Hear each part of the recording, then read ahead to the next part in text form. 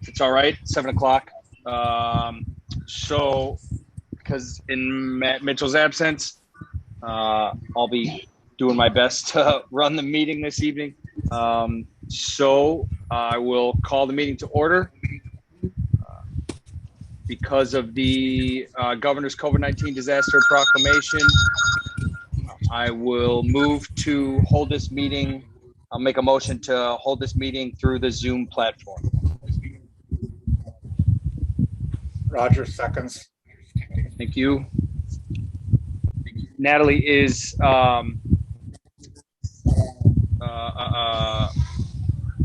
Julie going to be here? Do you know? Mick, Julie is not here tonight. Brian's having trouble with his audio. I need one moment. I'm going to try to help Brian him. is? You know, this is a real problem. You're not feeling well, I can tell. Julie's not going to be here. The president's not here. Brian's having problems, and we're discussing the budget. I think, you know, I think this is ridiculous. Maybe we should just change the date. I had no idea that the president wasn't going to be here. I think that's really irresponsible. I'm in California and I'm here. I don't think he has service where he's at. I don't think he's able to meet. Well, we could have heard about it. I never heard about it until just now, Mick. Right. I was aware. I think, I know he spoke with Brian about the budget. We're not voting on it tonight. That's not the way it's done. It's not the way it's done. And I'm also upset that if you knew, you should have told the rest of us. He should have. Yeah, I don't think that's my job. So I didn't. No, it isn't. It was think that was his necessary. Sure, but I think the meeting is scheduled, so I think we should move forward as planned.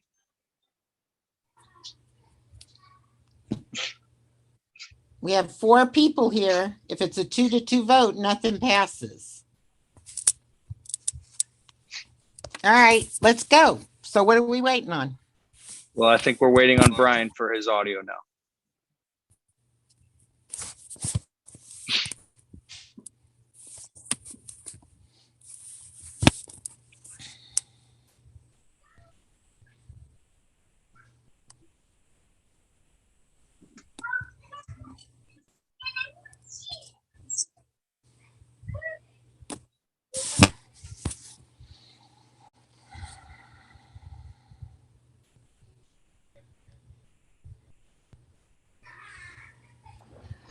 Mick, give me just one more minute, okay? I'm trying to help him get on here.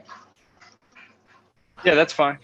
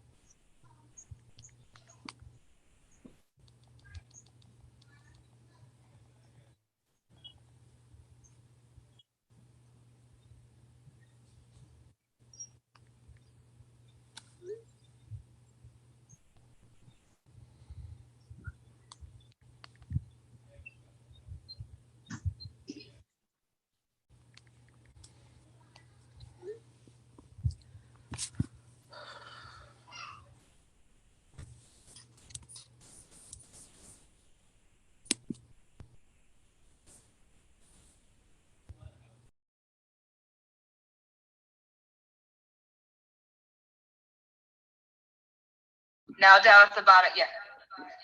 Can you hear us? Okay. Yeah, we can hear you. Okay, we're in. You're in? You guys, wave if you can hear me. Okay, all right, we're in. Okay, good. Thank you. Whew. The stress. Okay, you're good? We're good.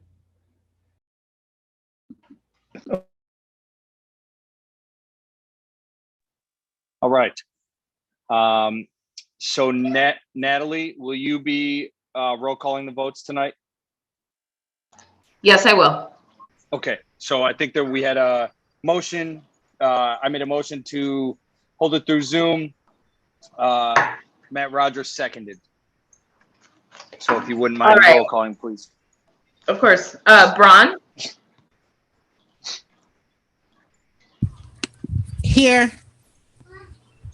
Anton. Diana, you're on mute. Can you unmute it? Agreed, yes. Got it. Rogers, Yes. Morel, Yes. Okay, it passes. Now, citizen comments. I don't see anybody. Natalie, did you have anybody scheduled? Or I did do you not. have any notes? No? Okay. All right. You good? You're good. All right. Moving on from that. Approval of the minutes from the July meeting on July 14th, 2022. Go ahead, Matt. Rogers moves approval of the minutes for July 14th, 2022. Thank you. I'll second. I'll second Anton, it. Yes. Yes. Braun, What? we had a vote in a second, right? Yeah. Voting So I'm on, doing roll call. We had a motion and a second. Did we vote? Don't we ask if there's discussion? For approval of the minutes, Oh, I'm sorry. I thought we had the vote in the second. We were ready for roll call. No? Yeah, we did have the motion and the second, not the vote. You, are there any edits? Roll to the call. minutes? did you have discussion, Debbie? No, I'm just want it to go along as it's supposed to go. Okay. Maybe my sound is going in and out. I think that might be happening. So That- I don't know think where that's what we're it at. because we were moving along. All right, where So- are we? okay, so then just, Mick, I'm sorry, will you just clarify one more time because Julie's going to come back and do the minutes from the video. Who made the motion and who made the second? So Matt Rogers motioned. I seconded. I believe you Okay. called. Oh, okay. I believe you called Anton for a vote, and she said yes. And now we're on Debbie. Great. Yes. All right. Great. Rogers, Yes. Morel, Yes. Okay. Thank you, Natalie. Now we will move on to approval of the bills.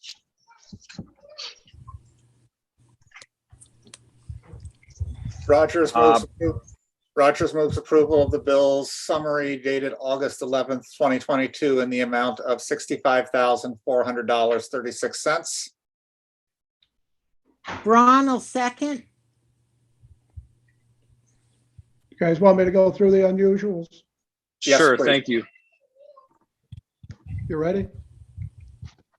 Yeah. Asbestos project management, we're getting floor tile removed on August 29th, asbestos tile. Bella Consulting Group, that's Equity, that's Alicia Robinson's invoice.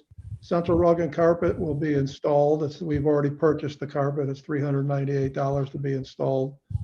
As we move down, Daniel Wesley painted the old fire truck at Reba Park, getting ready for the block party. Evanston Lumber, Boy Scouts building 2 more compost bins and plywood for skate repair. Tyree Gardner is a refund. Imaginary Services, that's our cardboard camp. That's 3 full weeks. Mark Landis concert for August 31st. As we go further down, Helene Rosenblum refund. Russo Power Equipment, lawnmower parts, and a wheel for a lawnmower. Sarin Sesawat is brochure. Hannah Seltzer is a refund. Anna Petruza is a refund. Roger Sosa concert for August 24th. Staples is also office supplies. Sticky Fingers Partner Camp that happened last week. Sunrise Tree, we pruned a tree at Brummel that was blocking the lights. And William Weigler is a concert for August 17th. I'm sorry, Brian, I didn't hear what you said about Serene Sisawat. What was that for again? You're breaking up. What's that? What was Serene Sisawat for? No, I that's the didn't hear brochure. you. It broke up. That's the brochure. Oh, Is the okay. brochure. That's what I thought, but okay. Quick question, Brian, on the carpet. Is that just the carpet itself that's not in the installation, or does that include the installation as well? No, that's just the installation. We paid for the carpet Okay, months ago, and then we found the asbestos tile. okay.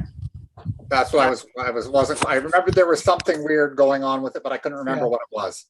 Right. The fire engine turned out really good. I wasn't even aware you were painting that, but it looks great. He did a good job. So Thank you.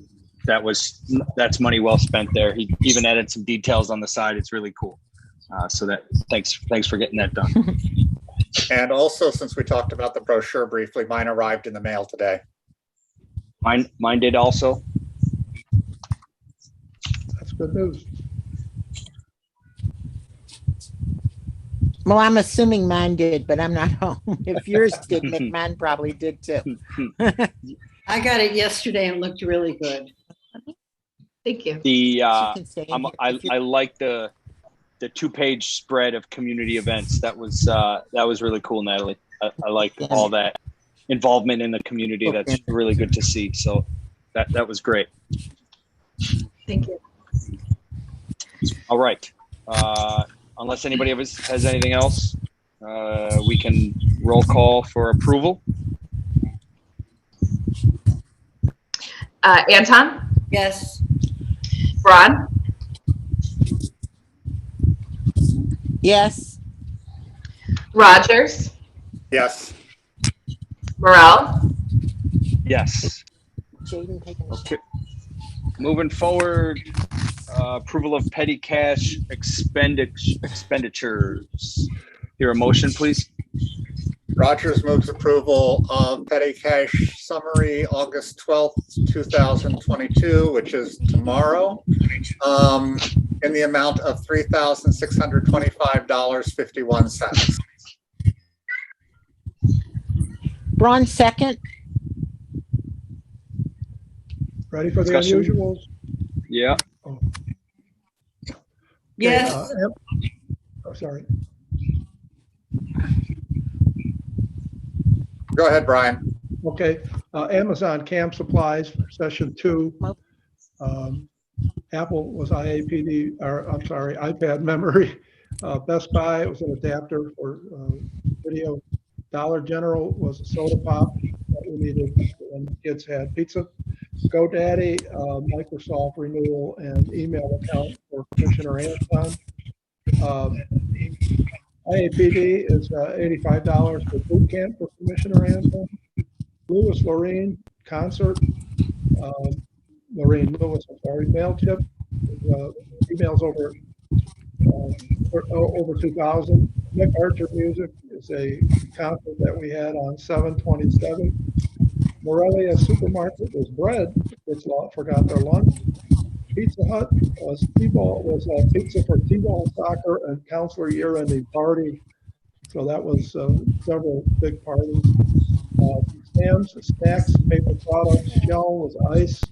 Stolen Smoke was food for the Yip crew at Truck Fest, which was amazingly crowded and needed traffic control. Also, Marcos and Luis had a nice sandwich. Street Water Sound System need. Copy room posters for Laughing Stock, William Esther Hayes refund. I have a question, Brian. Mick Archer appeared on the bill list and on the petty cash list. Yes. $100 each twice. One was a void on the bills, and this one was the check written. So when you see no negative on the bills, that's a negative. That's just the way the computer works. So when you go back to, Okay, I see now. I'm so used to just having all of that be negatives there. I didn't notice that one wasn't. yeah, right. Just wanted to make sure we weren't paying him twice. Yep, thank you.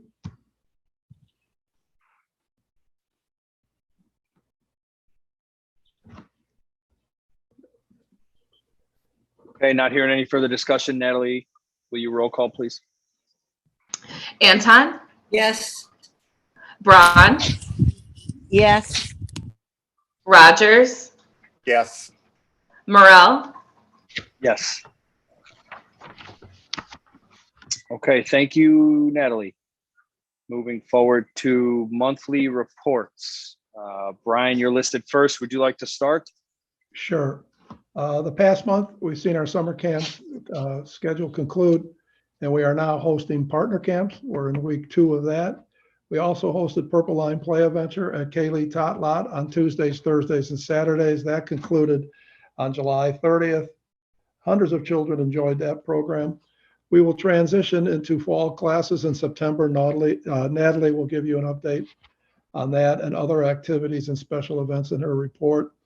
The maintenance crew has been busy with all the above and the usual park upkeeps. We will have asbestos tile removed on 8/29 that is scheduled to take 1 day. The community house will be closed that day for obvious reasons, but we will open on the 30th.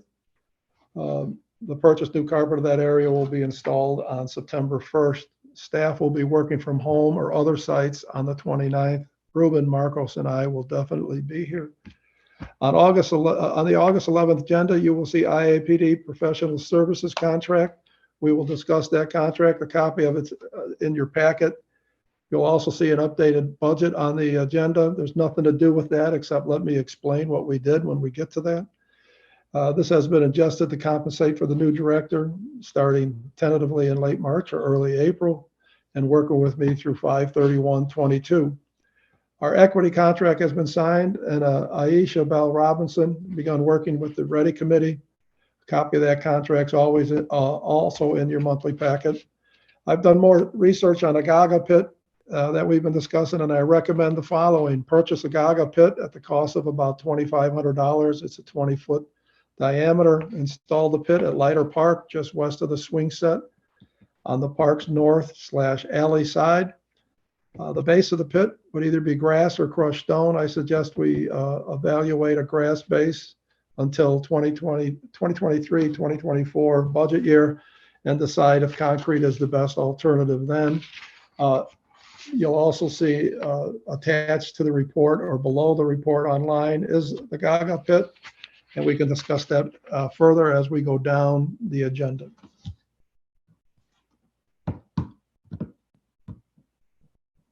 That's it. Thank you, Brian. Does anybody have anything? No. Okay. Jerry, you're listed next. Would you like to go? Sure. Thank you. I don't have any of the regular monthly financial reports this month. I had anticipated last month maybe having some updated preliminary reports, but in fact, I'm still making progress in processing the accruals and other year-end activity, year-end closing activity. After the August board meeting, after your approval of the bills tonight, I'll be able to finalize the financials for fiscal year end. I might have mentioned in here, I probably should have mentioned the auditors are scheduled to come in September and begin working with the financials at that point to produce the certified annual financial report. As of the writing of the report, and actually up to the minute now, we still have not been asked to certify the tax levy amounts and the rate calculations for the levy ordinance passed last December. Typically, we do this in early June, so the tax bills go out in July and are paid in August. And as we've been talking, there's big delays at Cook County with that, and we have no word on when that information will be ready for certification. Because of that, we don't have revenue coming in that we normally would, and we've been drawing down our balances in the Chase relationship, which is our operating balances. I transferred another $50,000 in early August from the Illinois Funds investment account to Chase. In addition, I transferred $35,000 from Byline in early August, and anticipating the rather large bills amount this month, I also have staged $50,000 from the investment account at Wintrust to the cash account at Wintrust in anticipation of doing a mid-August transfer to Chase. Some of these transfers take several days to make happen, and so that staging process is a part of just trying to make it easy to get that money out quickly when we're ready for it. That's the notable activity. Historically, sometime between June and August, the treasurer has done a general discussion of how the government accounting works, and specifically some of the issues relative to Ridgeville Park District. Budget season is a timely moment to have the discussion. The purpose of the discussion is to help newer commissioners better understand the process and just provide a refresher to all of us.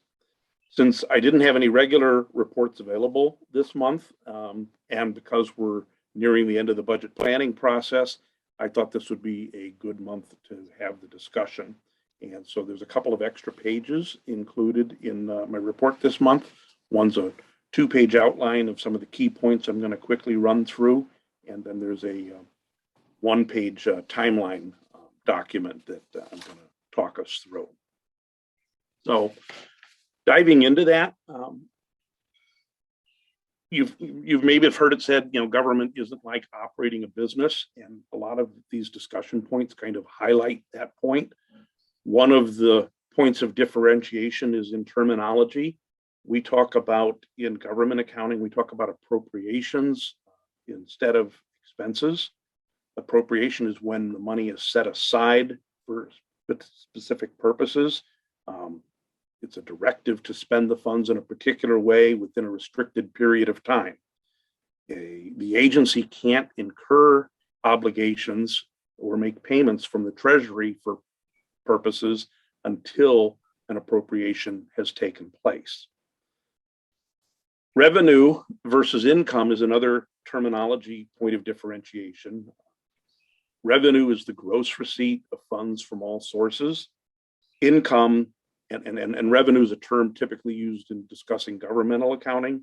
Income is what business accounting typically refers to, and that's the net receipts of funds after deducting costs to generate the revenues.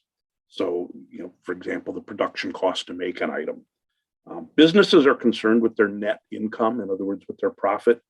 Government agencies are focused on revenues equaling appropriations. In other words, kind of what's the gross, the two sides of the equation have to balance at the gross, but there is no profit in the equation there. Another point of differentiation is our government accounting is got to be open and transparent. We are subject to Freedom of Information Act requests. We've got to comply with the Open Meetings Act.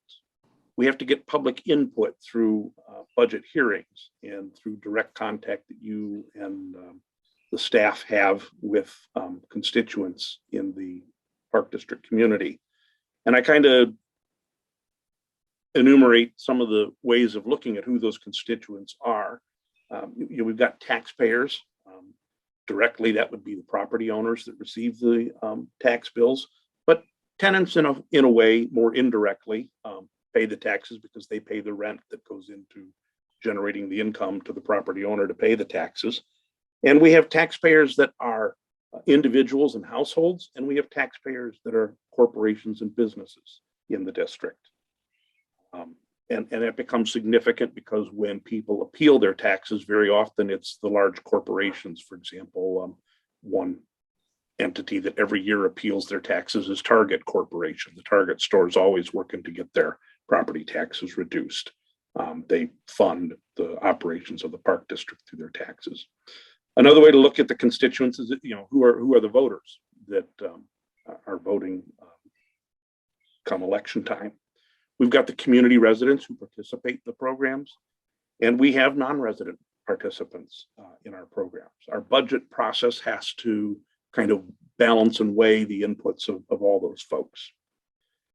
Another thing is in government spending, our spending plan is kind of separate and independent from our revenue plan. The appropriations ordinance gets done in September, and our levy ordinance, our revenue ordinance, gets passed in December. Spending is always a two-step process. You vote to approve the appropriation at the budget time after there's been public input. That's why, for example, next month, there will be a public hearing in advance of the meeting. And then at the meeting itself is when the ordinance will need to be passed. The ordinance is what enables us as an agency to incur obligations, legally binding commitments to purchase goods and services throughout the upcoming year. The public hearings and the specific laws of the state and the county govern the process for creating the ordinance. The public has to always be told in advance what the spending plan is. So we can't like wing it throughout the year and make little changes here and there without having gone through a very formal process that gives the public plenty of opportunity to weigh in on any changes in the plan. The second step of the spending is when we go to actually outlay the monies that were previously appropriated. And that's when you approve the bills at the meeting. It's done at the time we intend to issue the checks or outlay the funds to settle one of our obligations. Nothing can be approved in the bills that was not previously approved or appropriated in the budget. Revenue is a totally separate thing. Taxes is our largest source of revenue, and we get taxes in two forms. Primarily, we get property taxes.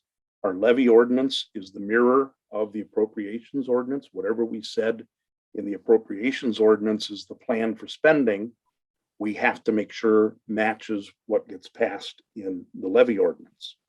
The levy ordinance is what is filed with Cook County for the clerk to be directed to tax the properties within the district boundaries to raise the funding for the park district. The county assessor determines the value of the properties to be taxed, and the county treasurer is the entity that collects the tax money and disperses it to the park district when we receive it. Taxes are always levied in arrears, which makes for an interesting timing effect on how we operate. Taxes are levied according to a calendar year basis, which is different than our fiscal year basis for the finances of the district. More on that in a moment.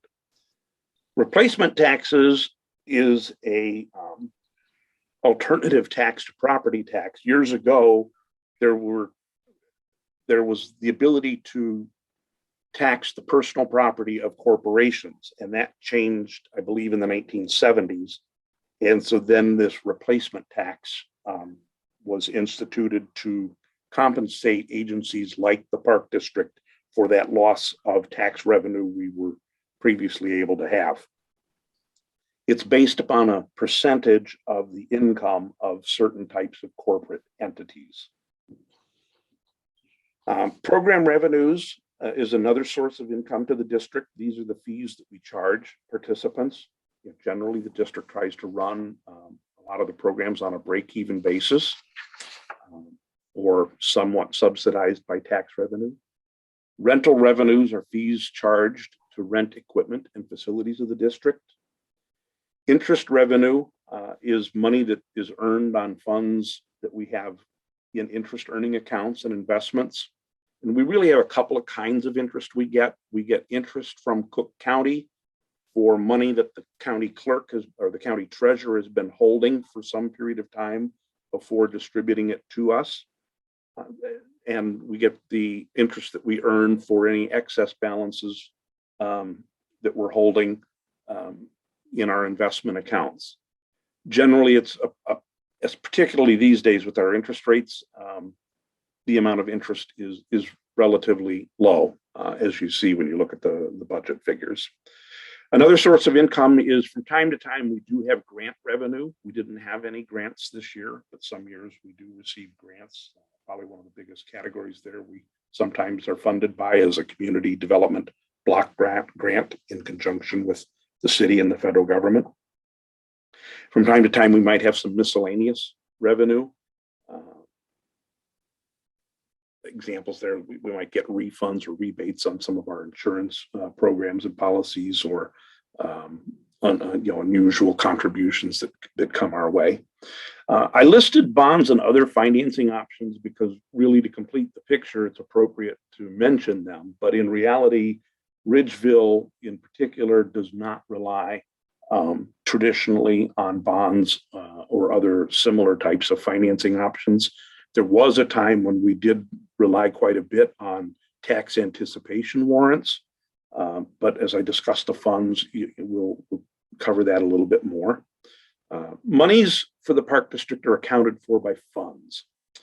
The state Park District Code sets forth the authority of the Park District to tax the properties in the district to raise money. Generally, any fund that we create has to be created through a voter referendum. We haven't done one of these referendums in decades because we haven't gone around creating any new funds anytime recently. But there are a lot of specific types of funds that we can have as a park district that we don't necessarily have. Other park districts that are much larger have them. For example, we could have a roads and bridges fund. We could have a police fund. We could have a golf course fund. We could have an airport fund. So other types of districts do have some of these other types of funds. The funds that Ridgeville has is we have our general corporate fund. We have our recreation fund. We have the Social Security tax fund. We have our liability insurance fund. We have our IMRF or retirement fund, our capital projects fund, and the working cash fund. When tax money is received, it has to be applied to a specific purpose, and it has to be restricted and assigned to that purpose. Or another way of saying it is a fund. Money can't be shifted around between the funds. Generally speaking, there are a few options there, but generally speaking, for example, if money is designated to the IMRF and taxed to be funded into that fund, that's the only purpose that money can be used for. It can't be pulled out and applied to any other purpose.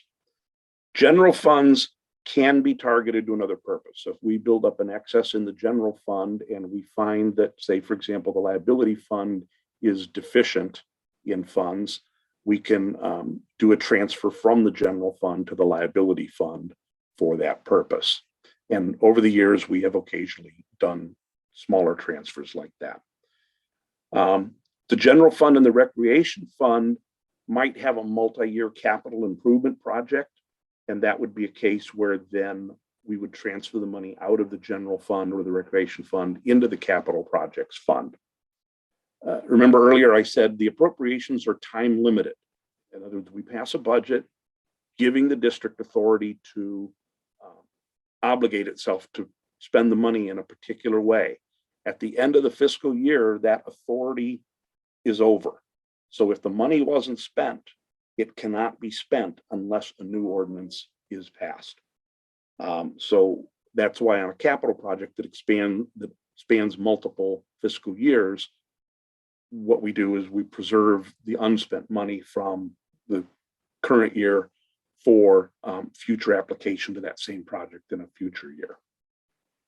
The capital project fund isn't a general savings account for capital projects, so we can't say, for example, if we had a surplus, we didn't spend all we thought we were going to spend in the recreation fund this year, We can't just say, oh, well, let's just set that aside as a capital project down the road, move it over to the capital fund and save it there.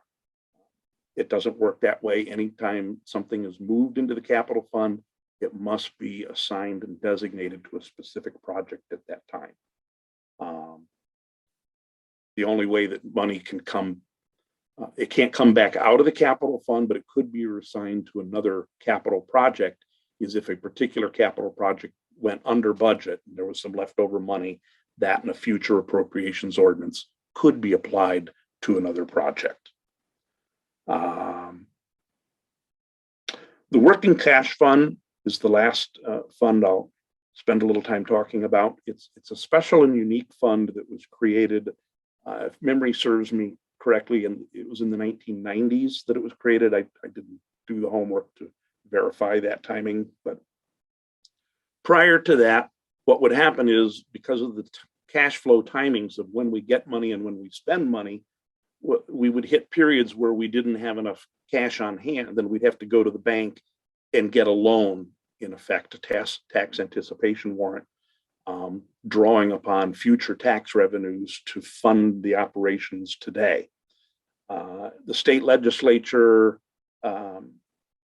created the ability to create a working cash fund, and the Park District opted to do that. So they did a general referendum during one of the elections to get the authority to create the working cash fund. And there were special rules set up as to how much money could be collected from the taxpayers and put into this fund. That money is basically a cushion for when our expenditures are exceeding our revenues, when we've got a negative cash flow period. It's untouchable money. We can't take that money out and spend it or use it for other things. We effectively can borrow it in the way that we would borrow a tax anticipation warrant, but within the same fiscal year, or in some special cases in the next fiscal year through a special provision in the appropriations ordinance, that money must be paid back. And that's under pretty serious penalties against all the commissioners if that money is ever touched or applied in any other manner. So we kind of just leave that money alone. It just keeps balances in the bank account high enough that we don't run out of cash flow and go overdrawn at the bank.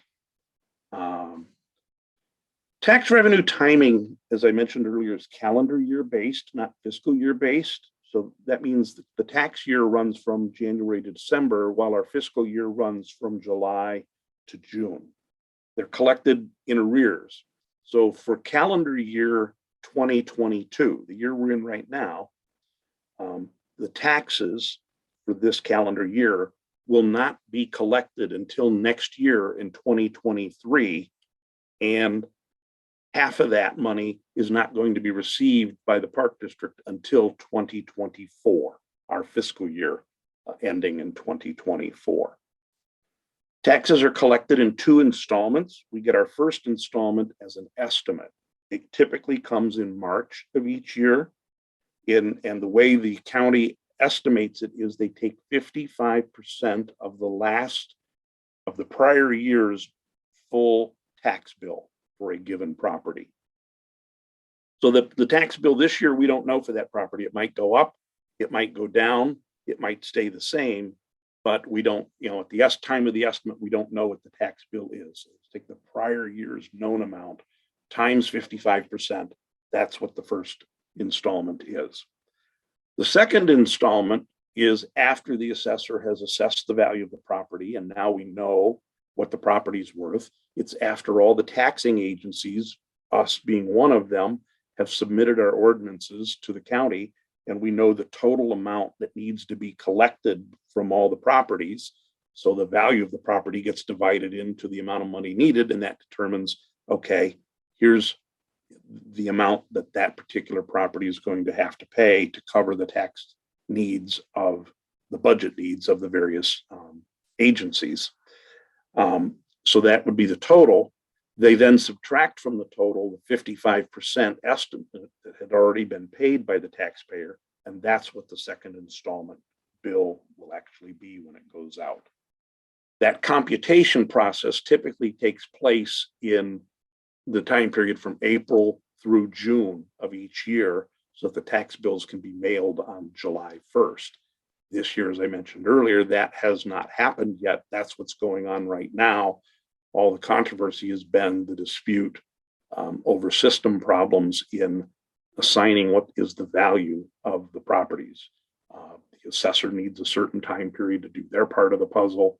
The Board of Appeals needs a certain period of time to do their part of the process. There's a component that gets done by the state legislature. So there can be delays anywhere in the process. It can be the assessor, it can be the Board of Review, it can be the county clerk, it can be the county treasurer, it can be the state legislature, or any combination of those that can result in there being a delay in the second installment tax bills going out. We've gone a number of years with very few delays, but last year because of COVID and this year because of the system problems, we're seeing delays. Last year's delay was just a month or so. This year's delay is pretty significant, unlike anything we've seen probably in about close to 15 years. The timing graphic kind of helps visualize this a little bit. So I'll quickly talk you through that graphic. To the far left, kind of along the bottom, I've got the months of the year, July through June of fiscal year 1, and then July through June of fiscal year 2. And then there's key milestones that are noted.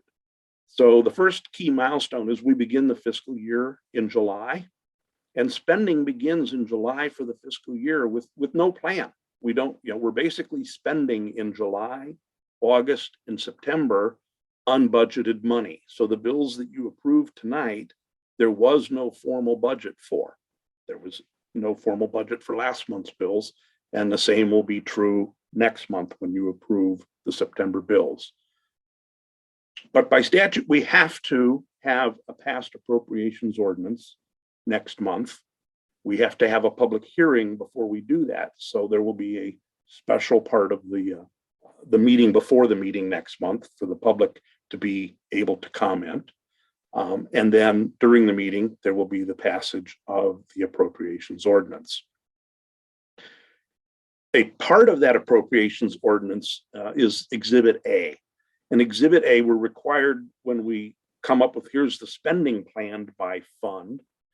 We're also required to estimate or approximate where do we think the funding is going to come from. And that's really what Exhibit A is all about. It's got to balance the appropriations to the funding sources.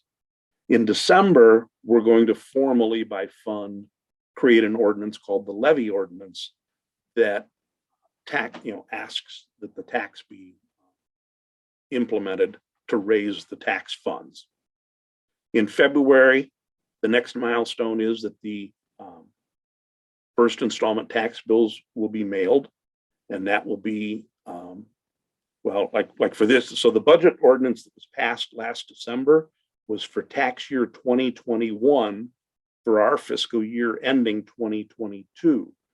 The first tax bill was mailed in the calendar year 2022 in February, and the bills started to be paid, and they were mostly paid by March. There's always still a little percentage that trickles in at people that are late paying their tax bills or in financial difficulty and can't pay their tax bills. They're protesting their taxes, any one of a number of reasons. But we always have a residual amount of our taxes that takes another couple years to trickle in and fully pay off the amount that we requested. But we're going to get 97% or so of what's expected. Then in April, the levy ordinance that was passed in December will have been received by the county clerk, and their staff will have input it into their system. And we then will be called upon to review that they accurately implemented what we had passed in the December ordinance. And we have to certify that we did that review and that those numbers look good. Then in June, they typically will have received from the state legislature what the equalization rate is going to be, and they will have received from the assessor and the Board of Review what the final assessed values are of all the properties. And now they can calculate the tax rates and will then be called upon to re-verify the levy amounts again and see the tax rates. There are laws that say what the tax rates cannot exceed by fund. So that's one of the things that's happening in the tax rate. There's also another law called the Property Tax Extension Limit Law that is going to go through a computation and determine if we have asked for more in taxes than we're legally entitled to get. The shortcut way of answering the question, what is that number, is it's the CPI, the consumer rate of inflation, as published by the state in December of each year for that fiscal year. We can increase the taxes by the lesser of 5% or the rate of inflation. So for example, the rate of inflation last year was over 7%, but we're capped at 5%. We're going to, in preparing the budget, prepare a budget that's going to ask for just a little bit more than 5%, because it's not as simple as saying 5%. It's a kind of a complex formula where you have to take last year's assessed valuations, do additions, do subtractions of new properties added to the tax rolls, properties coming off the tax rolls, what are called disconnects. There's a whole host of kind of legally complex things that go into the computation. There's a report that the county produces and that's publicly available that approximates that saying 5%, but it's not precisely on the money. So we always ask for a little bit more. Our request always gets cut back a little bit as a result if we've done our job right. What we don't want to do is leave money on the table. If we're entitled to get the money, we want to make sure we get it. So we try not to undershoot the number, we try to overshoot the number. Another thing that happens is that then the ask from us is increased by 3% by the county clerk in accordance with a state law that allows them to do that, because the issue is there's going to be a percentage of taxes that are uncollectible and don't get paid. And over time, that's historically been shown to be about 3%. So the actual amount that gets billed out to the taxpayers will be 3% higher than what we ask for to attempt to compensate for the taxes that we will lose once folks appeal taxes and other things, disconnects happen and other things happen that will reduce the amount of the actual funds coming in the door. So, but the point is, that's all going to happen by June. Then the tax bills will go out in July. Note at that point, we've been spending, well, let me back up. When that first installment bill went out in March, I had a note off to the side. Notice that at that point, we had already spent 8 months worth of money with only 6 months of revenue. So we're running short. We're spending money before we're receiving it. When the second installment goes out, we've got 6 months of unfunded spending, but our fiscal year comes to a close. So we spent a year's worth of money, but we only received 6 months worth of income. So we have a 6 month shortfall in our funding source at that point. We'll get the money in August, typically, not this year, but typically. But that's the next fiscal year. So that kind of highlights the timing issue that creates for us. That's why we maintain reserves and have, for lack of a better phrase, some rainy day funds to work from, because there's significant portions of the year where we are spending money before we've had an opportunity to bring in the revenue for it. That's another key thing. Businesses aren't going to spend the money unless they've got the revenue for it. That, in a nutshell, is the timeline that illustrates the delay between the receipt of revenues versus our outlays of funds for our, not just us, but all government agencies that operate on a fiscal year from July to June. City of Evanston is a different type of government agency. Municipalities have the option to, instead of opting for the fiscal year the way we do, they can opt for a different budget process. Their fiscal year runs on a calendar year basis. But their timing of their ordinances varies just a little bit, but the tax bill process works exactly the same for the city as it does for us. So you will note that, we're about to pass our appropriations ordinance. The city is just now starting to hold their, what they call participatory budget process, where they're starting to hold the public hearings for the passage of their budget. They'll do their budget in December. We have to do ours in September because of the way it works. That is the kind of end of my tutorial, if you will, or discussion, if you will. If there's any questions, I'm happy to cover them. Hopefully you found this helpful and useful, given that we're in the midst of the budget process now. If there is none, on with the rest of the agenda. Thank you, Jerry. That was educational. I'm glad you went over that, and hopefully, I know in the next year or so, we'll have more new commissioners, and you can do that again, because that was helpful. We used to do it pretty much annually, but the last year or so we kind of got away from it. But we also had a kind of a stable set of commissioners. But I just felt it was time we needed to have that conversation once again, just to remind everyone, to help the new folks get up to speed. Thank you. I'm definitely not financially savvy, so it was helpful for me. Did anybody else have anything for Jerry? Okay. Thanks again, Jerry. Natalie? Okay, thank you. All right. Summer wrap up. Our camps have come to an end. They ended on July 29th. Great camp season. Thank you to all of my staff in both camps this summer. They did a terrific job. Got lots of positive feedback from families, and we made it through the summer safely. Soccer and T-ball were also a big success. We extended both of those sessions due to some weather cancellations towards the beginning of the session. We hosted pizza parties for both groups. Again, lots of great feedback, and thank you to that staff as well.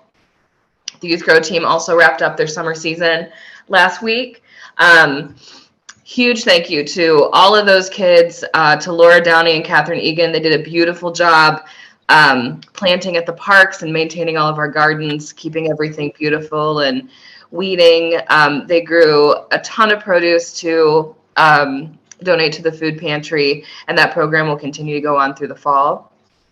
The Youth Grow team, that partnership with the city is a huge asset, and I'm grateful that we had our third now successful year with that. Studio 908 summer classes still continue through August 27th. I'm still prorating people as they join late.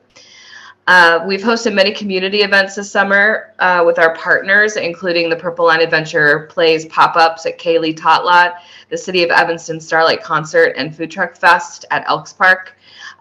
We hosted Evanston Pride's community picnic at Ridgeville Park.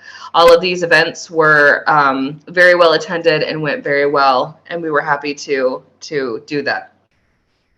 Concerts on the Ridge continues to go well. We've had a lot of luck with rain. Haven't had to cancel anything so far. Fingers crossed that we don't have to for the rest of this rest of August.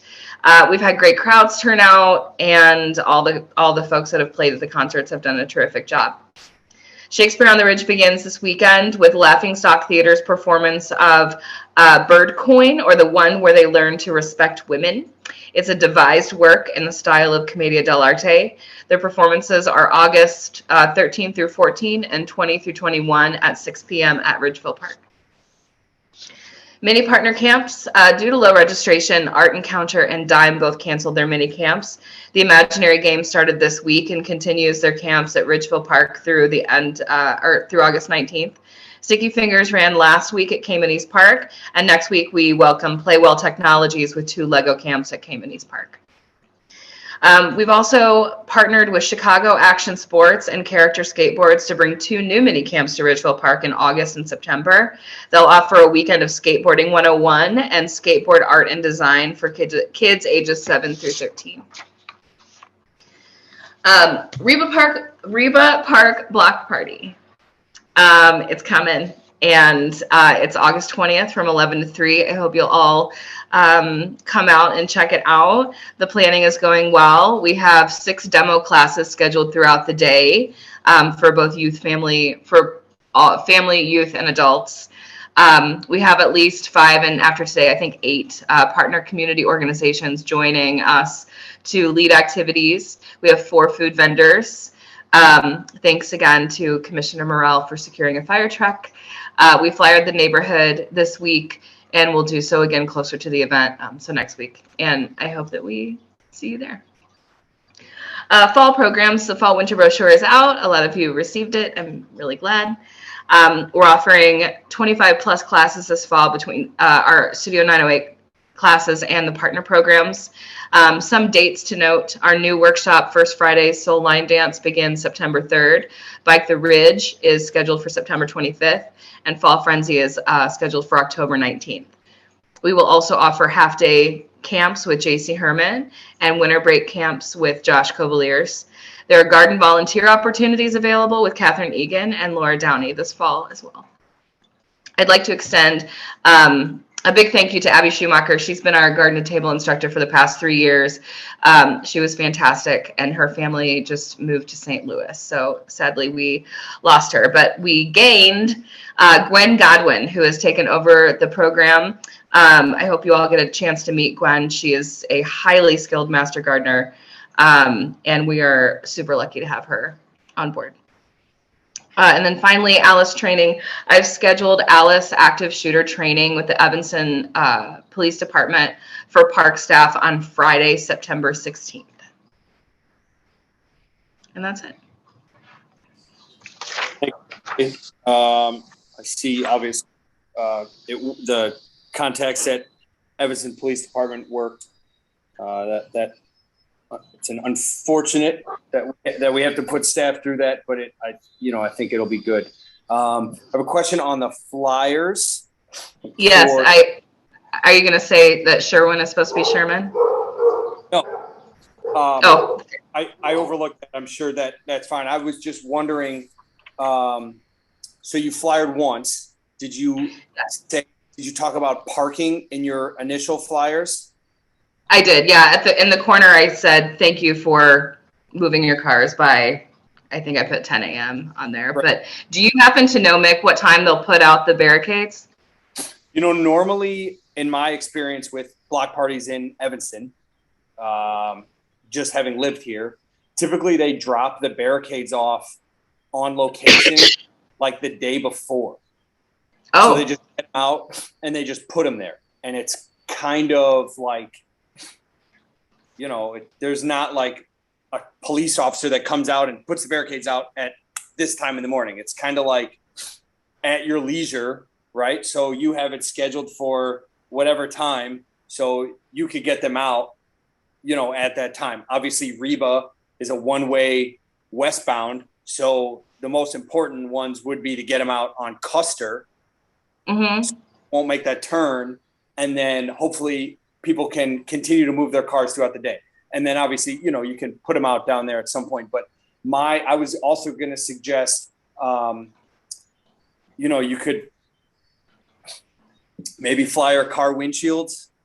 A couple days before, and even throw some up on the trees along the street there. And only because I think there's, that block has quite a few apartment buildings. So there's probably a lot of different parking. Is probably similar to the north side of Chicago, where there's a lot of people that park around there, right? Instead of other than, some of the streets in Evanston are mainly residential houses. Everybody that parks there lives on that street. But there's enough apartment buildings in that area that there might be people that live on other blocks that have parked there. Yeah. So if we could try get flyers on the vehicles too a couple days before, just to remind people, and then maybe even just post it on the trees a day or two before. Is Brian still here? Did we lose him? I think he's still here. And then one more comment. I don't Oh. think we can say no parking, right? Like it's because it's not illegal, but you can, right, politely ask on the flyers. That's what I did. I was going to ask Brian where he had the guys put the flyers, because I don't know if they may have already put them on cars, but I know we intend to do it a couple more times as we lead up to that day. And I just put a note on them that said, like, thank you for not parking, you know, whatever the time frame was. But I'm sorry, go ahead. I was just wondering if we have signs up promoting at that park. I just made the flyers that were put out, and I'm going to put them in there's a display case there. I was going to do that today, but I was waiting on results of a code test, so I didn't do it. But yeah, that I intend to put stuff up there so that it's, you know, people know what's happening. Okay, great. Thank you. Jerry, did you? I happen to live on a block where every year we have a block party, and like you said, the city drops, typically, it may be different for this one, but what happens in my neighborhood is the city drops the barricades off the day before and just leaves them unassembled at the end of the block, and then the neighbors that are having the block party assemble them and put them in the street at the time that they want to start blocking the traffic coming. Nobody from the city comes and sets them up. What are they? Concrete barricades? No, they're just wooden. You know, it's just like a wooden stand with a with a wooden bar. So just two end pieces, like almost like a sawhorse type style thing. Yeah, you are the guy. Anybody will be able to throw them up. They're super easy to do. Okay. Well, that's good to know. Debbie, did you have something? I was just going to ask if the fire truck doesn't show up, which I understand they have when you have, you know, situations where a block party doesn't come first. Do you somehow let the people know? Because we had a block party on South Boulevard, and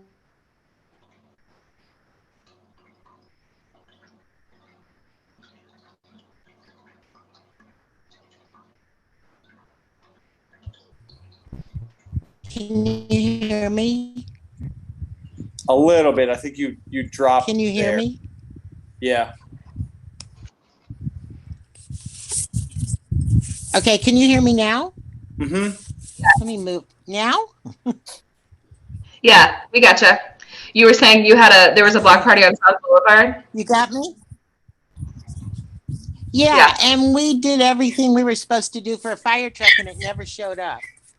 So, Yeah. I mean, on our block, it's one thing. There are about 6 little kids. We could take them to the fire station the next day. But for this kind of block party, I just wonder. That's kind of a big deal. Yeah, But it's of all. course, fires come first. God forbid. It's all call dependent. Typically, there's a contact number that that sometimes, you know, they will contact if they're going to be unable to make it or make it at a different time. But we'll have one at this event. Don't worry. I'll make sure. Well, next year I'll get in touch with you for the South Boulevard. Even if I got to go pick one up myself and drive it over, we'll get a truck over to this event. Okay. And then it's not block party related, but there was one other thing, Natalie, I saw the skateboard camps. I think those are both really, really cool, great ideas. As far as advertising for those, would that be something that you would want to flyer like some nearby skate shops? Like I know like Max up on Central Street, they sell skateboards. There's a spot on over here on Oakton, I think they do. Obviously, Tom Thumb is closed. That used to be kind of like the only spot in town. But, just an idea for, I'm sure the guys that are running it probably have ideas as well. But just to make sure those up, because they sound really fun. Yeah, for sure. Yeah, that's a partner camp. So, the amount of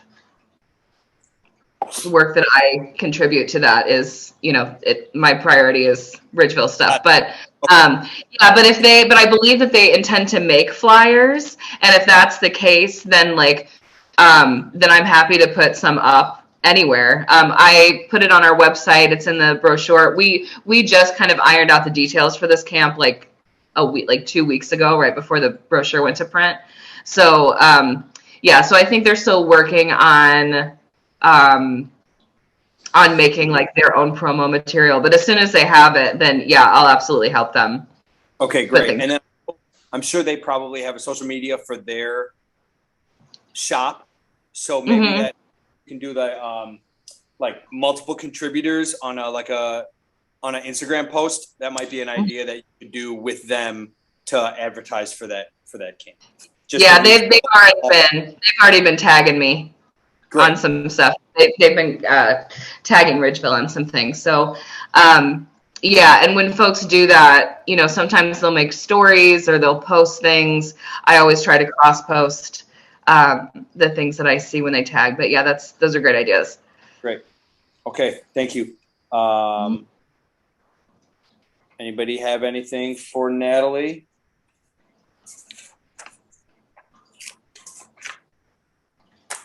Okay. Ready committee is, hi, JC.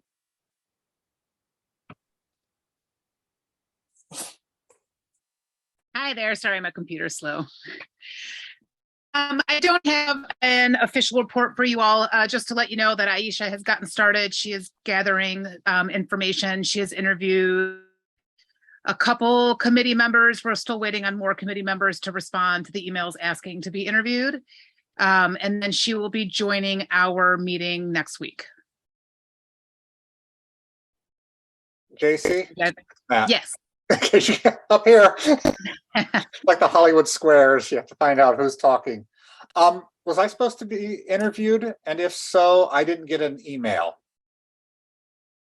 The emails have been coming through with the Ready committee emails. Are you not getting them? I don't think I remember seeing one that I was supposed to be interviewed. Maybe I just missed that part of it. Okay, there's been 2 that I sent, and then Julie is either sent one today or is sending another one. Okay, maybe I saw it and didn't understand if I was supposed to be doing something, or is someone reaching out to me, or am I supposed to reach out? You're supposed to reach out to Aisha to set up the time. So her All right, email. I'll do that then. I may have misunderstood. Included at some point. I forgot it in the first one. Okay. All right, thanks. You're welcome. I don't know if anyone else has any questions, but other than that, I have no new information for you. Thank you, JC. You're welcome. Hopefully I help more for you next time. Okay, old business. The first one is for Brian, review updated 22-23 budgets. Brian, are you there still? There he is. Sorry about that. In your packet, you got an updated tentative budget, which is dated August 9th, 2022. And there's nothing you really need to do. I was just going to explain how we plan for the new director wage and insurance in this budget. So if you'll bear with me, some of the changes, CA3, we went from 102.1 to 114,850. That's administrative salaries. Employee health went from 70,500 to 71,600. And then in the corporate side of the budget, we listed several, we listed 3 areas where we decreased the budget. I can go through those if you want, but the big one is facility repairs. We reduced painting of the interior by 3,000, and the staff will do that. So we're not gonna not paint the building. Capital improvements went from 18.5 to 17.5, removing indoor art. Then there's some recreation decreases, and that's self-explanatory. And then we to that updated budget, we put Exhibit A on the back And as Jerry talked about earlier, we want to go over slightly where we can, and it represents a 5.4% increase. We will fine tune this again, Jerry and I, as we look in year-ending numbers, and then present that to you for passage in September. Appropriations. Anybody have any questions on that? The decreases to corporate, were those made because of the increases we had to make for the salary increases? Correct. Okay. Correct. We're trying to stay around a 5% increase in the total budget as close as we can. That includes corporate and recreation. So we made a few minor adjustments. And again, we'll look at year-ending numbers shortly and then fine tune it a little bit more.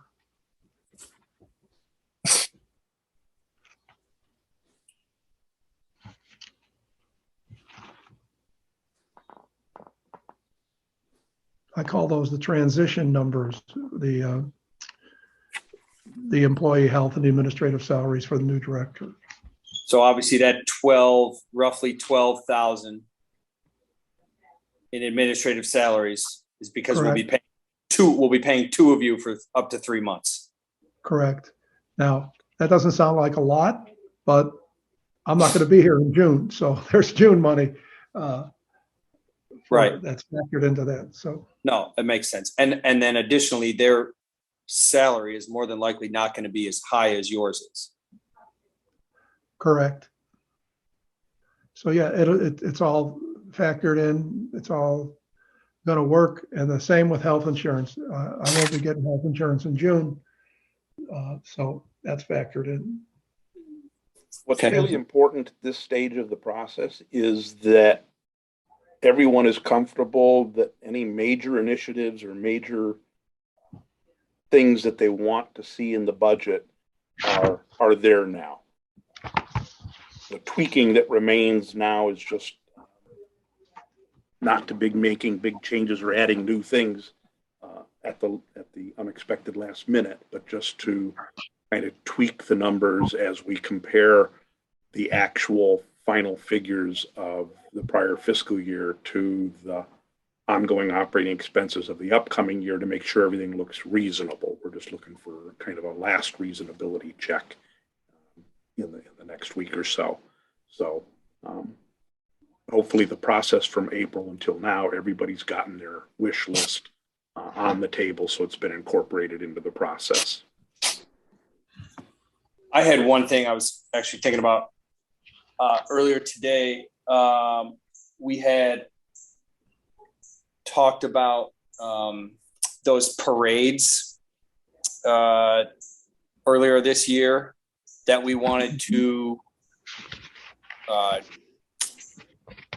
and I'm sure Natalie will remember better than I will. There were a couple of them. The Pride Parade and Juneteenth. Right. So we wanted to pay to have a float in those. Are those in the budget? They are. They're in special. They're in program supplies. R23. I'm looking at it right now. Program supplies, concerts, Shakespeare, Bike to Ridge, Elks Foods, Fall Frenzy, Earth Day, block parties. That's all included. We budgeted $9,000 for that. Okay, and so there will be enough in there to do that for those parades. Absolutely. Okay, thank you for remembering that and getting that in there.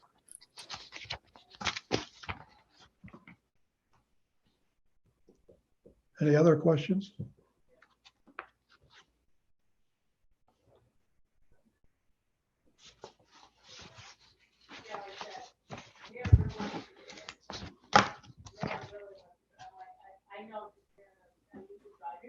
Okay, if nobody has anything further, we can move on to item B in old business, discussing the Gaga Court. You again, Brian. Yeah, so we discussed it a little bit in my report. I went out and saw the Washington School Gaga Court. It's on concrete. I went out and saw Kingsley's. That's on dirt. That's on grass.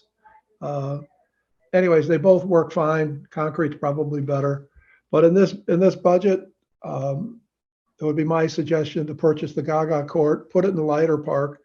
And I'll tell you why Leiter Park, because Cayman East and West, flat land, but heavily sport used. Elks Park is the biggest park, but we don't want to put a Gaga Court in and then have potentially something else go in like gardens and or nature-based play area, which needs to be decided. So, and you also need flat land. You can't have it run on an incline. So the best place is just west of the swing set at Leiter, just south of the North Alley, and it fits perfectly between the swing set and a tree. I was out there measuring, and a gal was in the alley packing to go to St. Louis, and she said, "What are you doing?" I said, "Measuring for a Gaga Court," and she almost jumped for joy because her kids love it. And the lady down the street, Mrs. Chadwick, was the one who came to us a year ago, and Debbie knows all about Gaga. I knew nothing about it, but the kids love it. It's an extension of kind of like 2 square, 4 square, and I'm going to show my age, bombardment, but you got to hit somebody in the legs with the ball, and then it's very interesting game. Kids love it at every school, and it will be well received at Leiter Park, I'm sure. One thing that I should bring up is we're on a major purchase hold for the near future until tax revenue comes in. So this would be a spring edition. We would buy it as soon as Jerry says money's in, and then we would install it in the spring. I don't think we're going to get the money. We're going to hold off on every major purchase until tax revenues come in, so we can get to November, December if we have to. We'll pull this in for the winter anyway, won't we? What's that? Will you plan on pulling this in for the winter? It's plastic. It's heavy duty. This one's heavy duty plastic. It's not wood. We could leave it out, but we can also bring it in. It's not that difficult. Yeah, I see. And then it says can be permanently anchored if desired, which I would assume we would do, right? Right. It would be permanently anchored in that it can't be moved or walk away, but we'll see how the first year goes, and then make decisions, especially on the base. No, it looks good. I for one, every time I've seen it, it's been played on grass.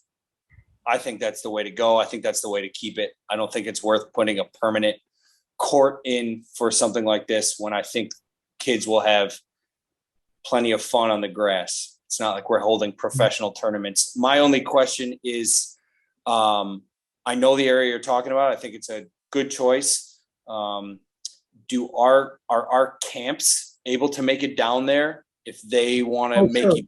Sure. Yeah, our camps go down there whenever they have a plan. Okay, awesome. We have walking stop signs. Yeah, absolutely. Walking field trips. Great. I thought so, but I just wanted, because I know our camps are mostly held at, Cayman's and the main house at Ridgeville. So right. Just want to make sure they get to use it as well. And then obviously we won't be supplying balls, but this can really just be kind of played with any ball you've got, right? What's that? We won't have balls there, correct? No, you could. Yeah, we'll purchase some, but you'll bring your own. And, right. Our camp will have them when they go down there. Sure. Okay, maybe that might be something if we purchase them that we might, we might be able to during business hours of the Ridgeville house. While it would be a walk, somebody could leave a driver's license as a deposit, take the ball down and play, and then drop it back off and pick up their license. Right. They return the ball like darts at a adult establishment. Okay. Watch it.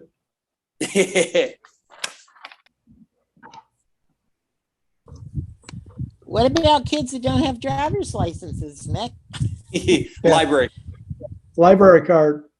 Oh, a library, they don't care about it. Okay. In a simple form. So we're not voting on this, correct? No, it's in the budget. It's in the Okay. budget. There's nothing to vote on. Great.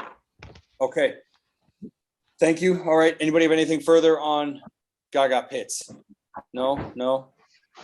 Brian, thanks for doing this. I'm excited for the addition to our parks. Moving on to new business, discuss and approve IAPD professional services agreement. Okay, so also in your packet, you received the IAPD professional services agreement. And basically, IAPD will do a variety of things for us if we decide to go with this. I'll give you a brief description. First of all, it's going to cost $5,950. Young and I called IAPD and we discussed this with them. And they will do a few things once they receive the signed contract. And some of that is they will survey the commissioners. And when they survey you, they'll be able to develop job vacancy brochure for the position, which would entail a description of the community, description of the district, provide our financial data, a description of the position, a salary range. IAPD will also solicit applications through a variety of sources, pre-screen all applicants, and reference check all applicants. IAPD will furnish board materials, including interview guidelines, sample questions, salary and fringe benefit options. Again, it's very important to understand that IAPD doesn't make decisions. It comes through you, and you guys make the decisions based on, for instance, let's just say they wanted to suggest that this position be paid XYZ, and you go, oh, no, that's too little or that's too much. That's your call. They'll guide you, but that's your call. So in reading the contract through, it's a comprehensive contract. It gives you a variety of things to look at and decide. But the big thing is it's going to start with an interview of you, and then they'll send IAPD in the right direction, a survey of you. So they'll get a lot of things done that I'm sure myself and John will be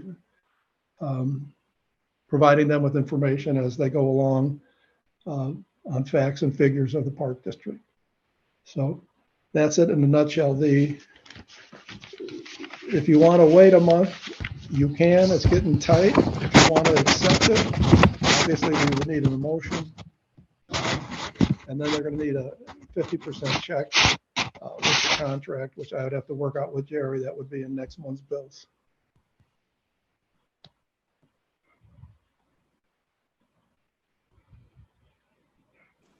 I mean, my personal preference would be to go ahead and decide this tonight so that we can get the background stuff started, because this is going to be upon us before we know it.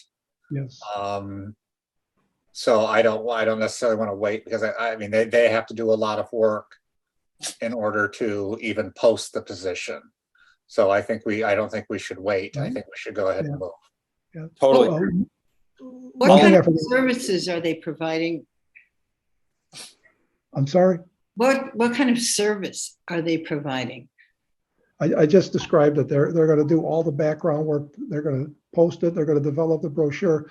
Natalie and I What's received. the job? What's that? Brian's job. What?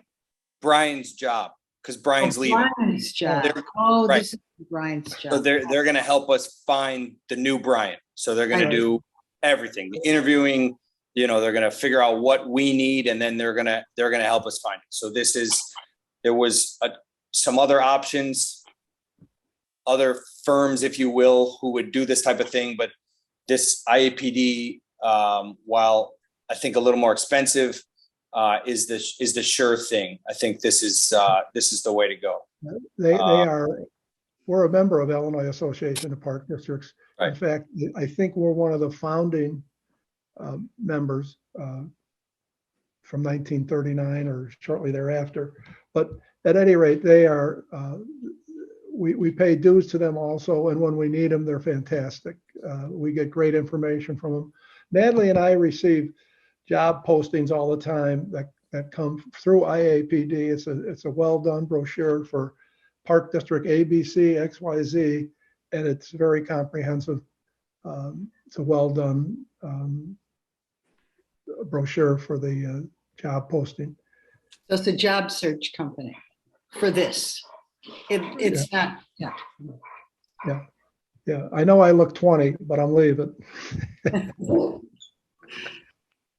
All right. Sure. I was going to ask Brian, if you were there at the founding in 1931, but I didn't feel that was appropriate.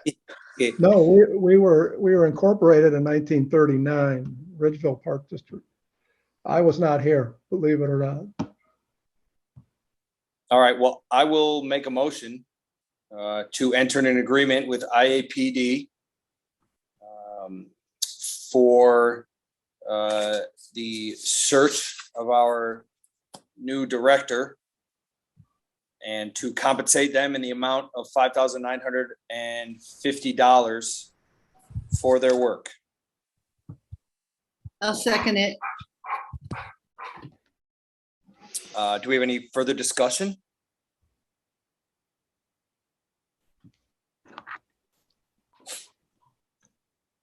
I will just add, I know he's not here, but I did speak with Matt about this, and he is in agreement with it and was hoping that, you know, we'd be able to move forward with it this evening for what it's worth. So with no further discussion, Natalie, if you'd like to roll call the vote, please. Anton, Yes. Braun, Yes. Rogers, Yes. Morel, Yes. Great. Thank you, Natalie. So that will pass. Brian, I'm assuming you will move forward with them. Yeah, I'll connect with Matt when he gets in town. He can sign it. Okay. And then I'll connect with Jerry. We'll get a check cut, and then you'll approve that check. Well, you've already approved it by passing this, but it'll be in next month's bills. Okay. Thank you 50% very check. much. Okay. Call of the commissioners.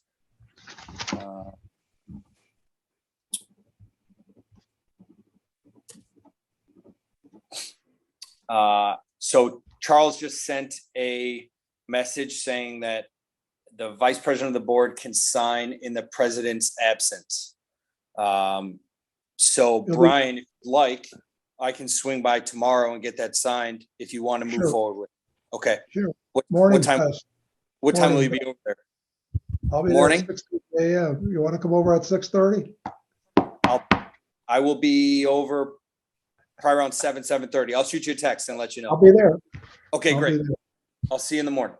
Okay, call of the commissioners. I'm not sure what order we do this in. Natalie, I think Natalie, you call it, right?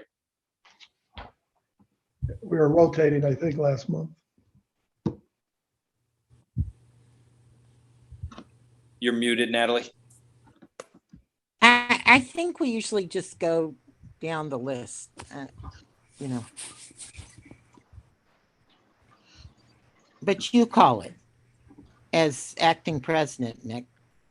Oh, gotcha. Thank you. Okay, well, Debbie.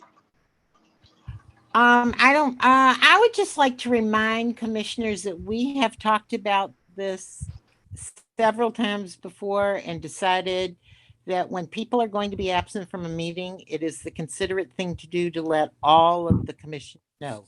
Either tell Natalie and Natalie lets us know or whatever, but because if two other commissioners are kind of thinking they might not be here, well, then we wouldn't have a forum. So I think everybody should really, I mean, if it's an emergency, God forbid, that's different. But if you know you're not going to be here, I think you should let the other commissioners know. Yeah,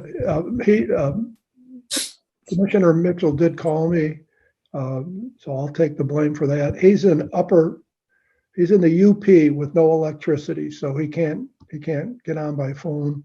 He can't get on by computer. So he'll be there until early next week, but he did call and he did Well, then notify. I definitely would want Mick to sign that because we need to get going on that. Okay, Okay? thank you. Commissioner Anton? I don't have anything. Okay, thank you. Commissioner Rogers?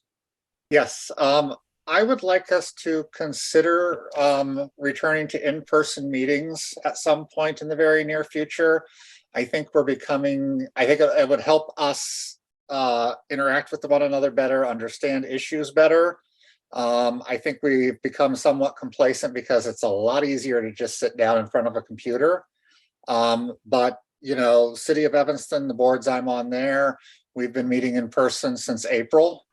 I think that most of us probably have been vaccinated, and it's a large room we meet in. We can meet in masks if that's a concern for people. I wear a mask when I meet in the city, but I really think we need to look at returning to in-person meetings. I've been on the board now for over a year and have never met in person at all. So I'm just going to throw that out there for what it's worth, but I think we should begin looking at a return to in-person meetings at some point in the near future.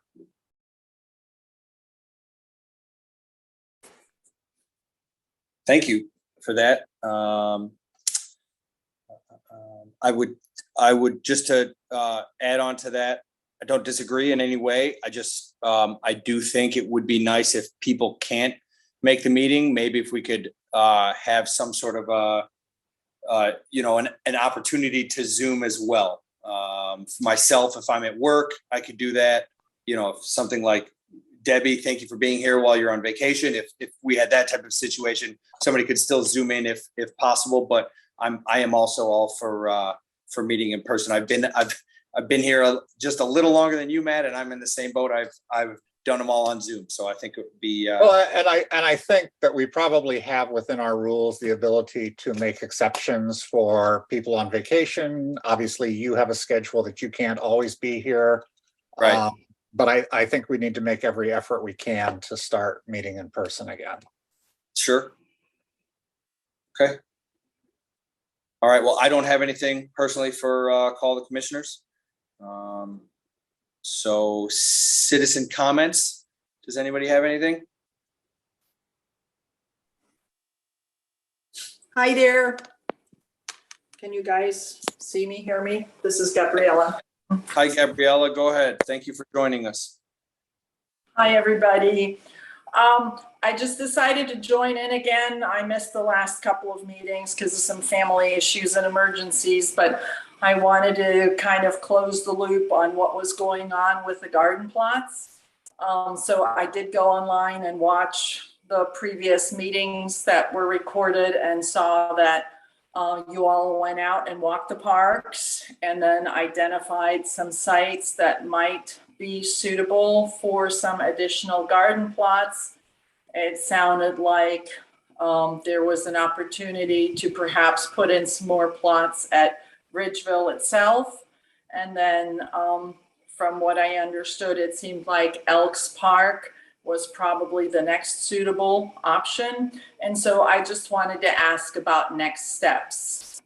Perhaps that's something that could be put on the agenda for the next meeting if there isn't anything that you can actually, provide in terms of information this evening. I can add a little to that. We're going to put 4 to 6 plots in 908 Seward. That'll be done next spring. We had a plot that was renewed, and then the renter decided that he couldn't handle the plot. So we turned that one major plot into 4 plots. So at Elks Park, as half plots become available, they're going to become 2 plots instead of 1 half plot. So there'll be more renters. The Elks Park scenario is a major budget item because we have to run water a good distance from Callan to the other side of the park. So there has to be some research done on that. And then it's a budget issue for 2023, 2024, which I believe there'll be money for.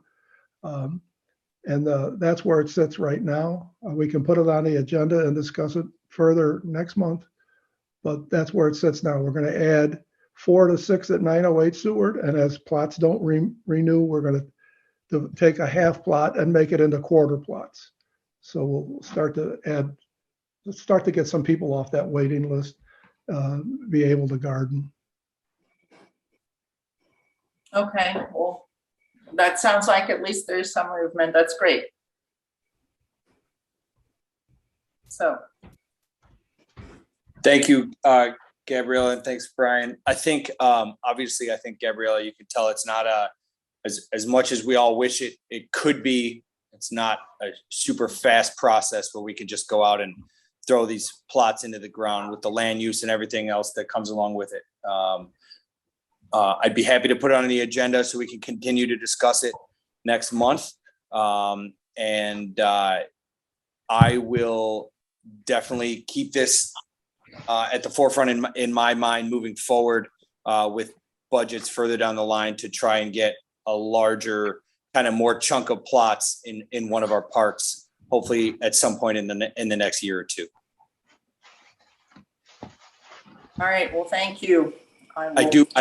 I think it's important. And, I think we've had quite a bit of outreach from the community on this over the last few months. So I can tell it's an important thing and they would be used. And so yeah, I think it's important for us to continue to move forward and try to do the best we can to provide some gardening opportunities for our community. So thanks again for joining us. Yep, thanks.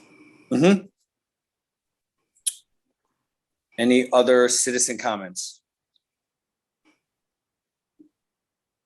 No? Okay. Motion for adjournment.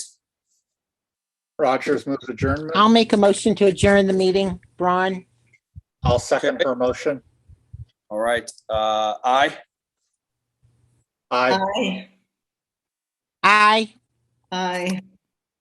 Okay. Thank you very much, everybody. Have a good night. Yeah.